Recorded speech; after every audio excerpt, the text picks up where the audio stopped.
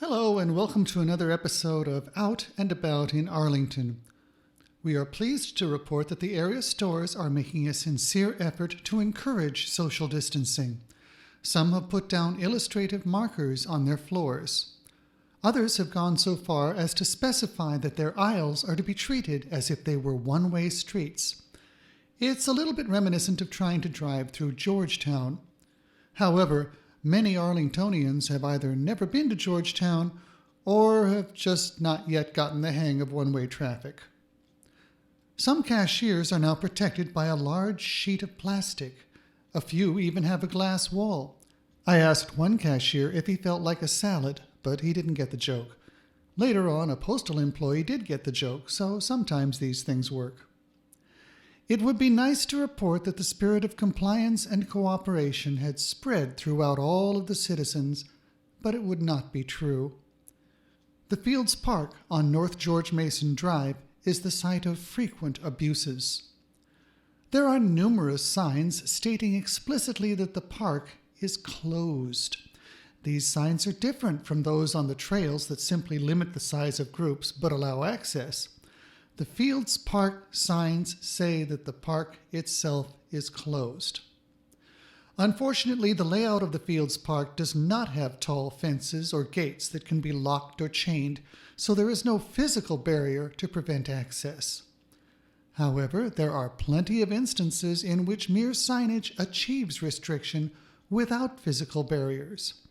For example, no parking signs are usually respected. Another example is the dividing lines in the middle of the roads. And yet it seems that people who would never consider driving on the wrong side of a two-way street or parking their car beside a no parking sign still have no qualms about occupying a park that has been specified as being closed. When I took these photographs, the occupants could easily see what I was doing, but they made no attempt to alter their behavior. On one of my walks, I saw a different phenomenon. 2 traffic cones blocking access between North Carlin Springs Road and North Wakefield Street. I took a photograph of a car navigating around the cones to escape the neighborhood. I noticed an older man nearby adjusting a portable basketball hoop, and I asked him if he knew anything about the street being blocked off, since there was no sign of construction and no cones at the far end. He replied that he thought that they wanted to play basketball in the street. I left him there, adjusting the hoop, which he apparently owned, without questioning him about who they were. As a reporter, I am in no position to enforce regulations, but it seems counterintuitive to be setting up a place where people can engage in activities that are likely to spread a virus, like multiple persons handling a single basketball, especially when the county has closed all of the public basketball courts. On a positive note, the great toilet paper shortage, although not yet over, is showing signs of relief at multiple locations. The Harris Teeter on North Glebe Road has received one of the largest shipments I've seen, and a couple of other previously empty stores have a modest supply. However, there was one store with a sign I had not seen before. Strange signs of the times. Meanwhile, the spirit of hope and creativity remains strong within the younger members of Arlington's population.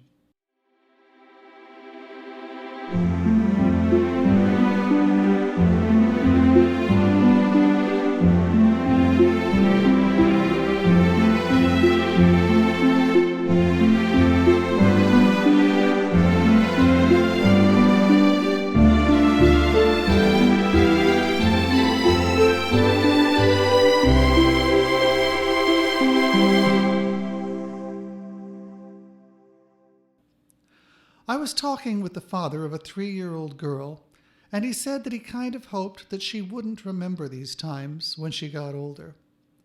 Later on, it occurred to me that this girl might well grow up to become a legislator or occupy some other position of authority. If she does, or even if she gains only the power of a voter, there is reason to hope that she will remember these times. This is Hef Munson signing off from out and about.